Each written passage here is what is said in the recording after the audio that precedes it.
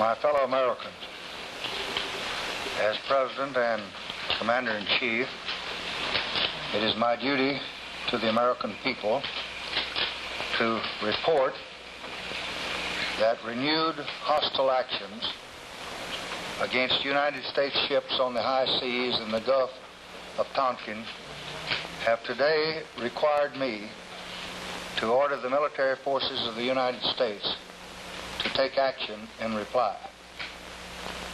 The initial attack on the destroyer Maddox on August 2nd was repeated today by a number of hostile vessels attacking two U.S. destroyers with torpedoes.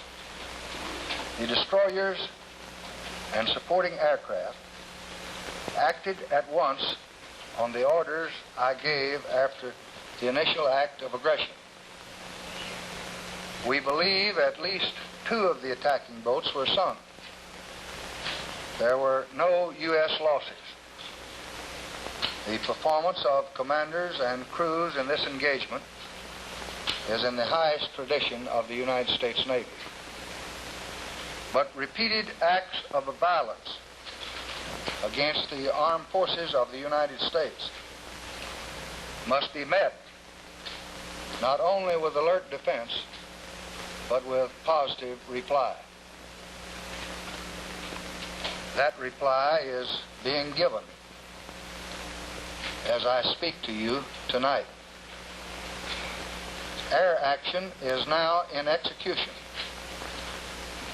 against gunboats and certain supporting facilities in North Vietnam, which have been used in these hostile operations.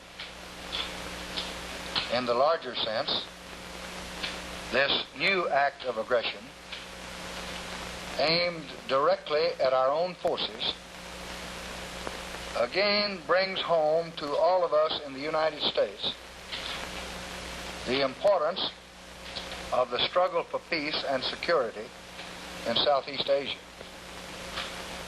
Aggression by terror against the peaceful villagers of South Vietnam has now been joined by open aggression on the high seas against the United States of America. The determination of all Americans to carry out our full commitment to the people and to the government of South Vietnam will be redoubled by this outrage. Yet our response for the present will be limited and fitting. We Americans know, although others appear to forget, the risk of spreading conflict. We still seek no wider war. I have instructed the Secretary of State to make this position totally clear to friends and to adversaries, and indeed to all. I have instructed Ambassador Stevenson to raise this matter immediately and urgently before the Security Council of the United Nations.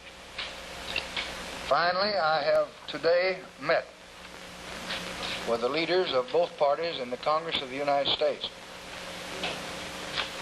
and I have informed them that I shall immediately request the Congress to pass a resolution making it clear that our government is united in its determination to take all necessary measures in support of freedom and in defense of peace in Southeast Asia.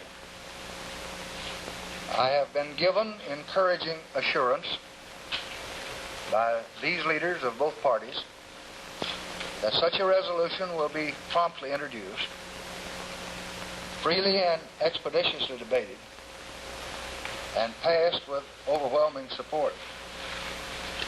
And just a few minutes ago, I was able to reach Senator Goldwater, and I am glad to say that he has expressed his support of the statement that I'm making to you tonight.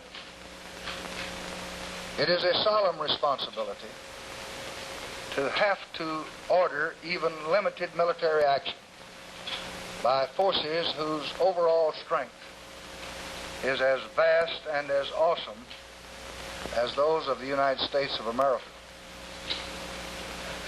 But it is my considered conviction, shared throughout your government,